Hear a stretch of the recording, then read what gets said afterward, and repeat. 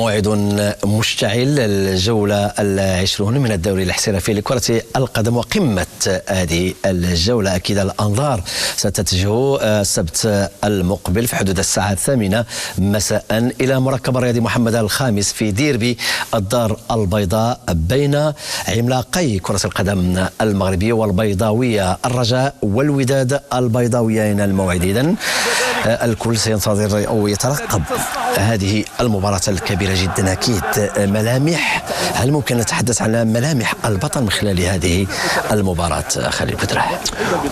والمباراة راه تجرى في ظروف مختلفة، كنعرفوا احنا العقوبات ديال غياب الويكلو، أكيد الجماهير في انتظار أن يحسم الأمر حدود هذه اللحظة، فالمباراة تجرى بدون الجمهور، أكيد بمتغيرات كبيرة جدا. الديربي يجرى السبت المقبل.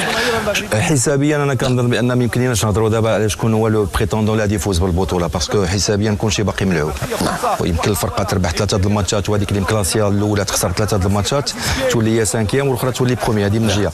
كما قلتي واحد الحاجه اللي هي مهمه، الديربي حلاوته شنو هو الجمهور، السوتيان كونديسيونيل ديال الجمهور، كما كنقولوا كيعطي هذيك لا موتيفاسيون اللعابه، كيولي عندك كما كنقولوا دو ريتم دو لانتونسيتي، اللاعب كيولي ملزوم عليه انه كما يعطي 100% ديالو، باسكو كيعرف راسو بان متبوع بالجمهور.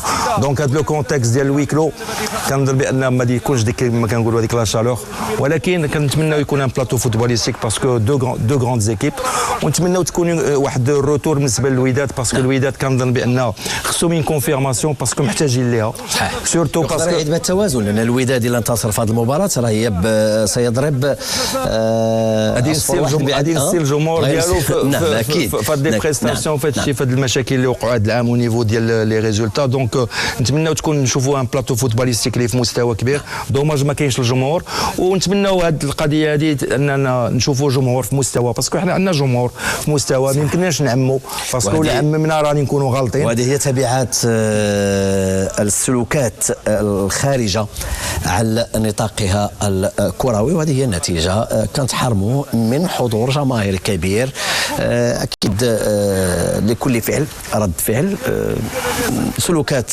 غير مبرره، يعني الإجابة عليها هي الحرمان أكيد من متابعة المباراة من داخل الملعب أمام ديربي مهم جدا بين قطبي كرة القدم البيضاوية، الرجاء والوداد، بعديد المتغيرات بمعطيات كبيرة جدا. الرجاء أكيد يسعى إلى توسيع الفارق النقاط بينه وبين الوصيف المغرب الفاسي، وأيضا الجيش الملكي الذي يتربص بطبيعة الحال بأصحاب أو أصحاب المقدمة، فيما الوداد أكيد انتصاره في هذا المباراة سيعود به التوازن وإعادة النشوة للأنصار البيضاوية. دابا الآن احنا أمام واحد المفارقة، فريق اللي هو صورته الان اصبحت راسخه، الملامح التقنيه ديالو في تطور، طبعا في واحد المنحى تصاعدي اللي كنهضروا عليه هو الرجاء. بعد العوده الى مباريات الاياب، الرجاء الان هو متصدر الترتيب، هذا هناك واحد التطور، وثم ايضا اثبت في الملامح التقنيه ديالو انه من الفرق الراسخه في الاسلوب ديال اللاعب الجديد، بمعنى انها اصبحت فريق من الفرق القويه طبعا، واللي كتعطي لك صوره واضحه، مثل الجيش، مثل المغرب الفاسي، 3 ديال الفرق يمكن كيعطيوك تقنيا كاين هناك ثبات بكثير من المؤشرات الراسخه، مع فريق يبحث عن هويته الجماعيه، طبعا هو على المستوى الفردي، على مستوى النجوم، على مستوى جوده الاسماء الى غيره، وهذا التنافر اللي كاين الان خص واحد الهويه جماعيه.